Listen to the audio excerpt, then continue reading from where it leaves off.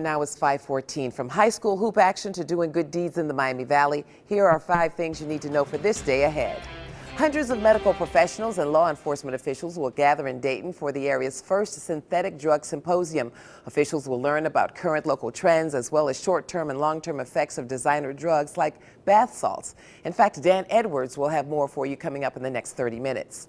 We've been focusing on college hoops, but today much of the Miami Valley will be rooting for 2 local teams. Versailles takes on LaBrea today in Columbus in Division III state semifinals. That starts at 2. And in Division II action, the Alter Knights take on Bishop Watterson from Columbus at 8:30. We'll be at both games. We'll bring you complete coverage tonight on 2 News.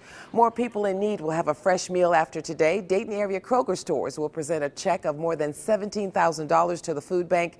That equals about 138,000 meals. This is video from last year's donation.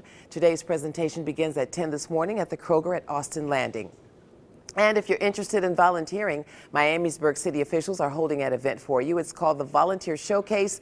Representatives from hospitals, schools, and even the metro parks will be available to talk about ways for you to get involved. It starts at 3:30 at the Miamisburg Middle School on Miamisburg-Springboro Road. How does the Great Flood of 1913 affect our climate today? That's the topic of discussion at the University of Dayton. It's part of a series of events commemorating the 100-year anniversary of the flood that caused destruction across the region. The lecture begins at 7:30 at the Humanities Center. More information on these or any of today's top stories online at WDTN.com.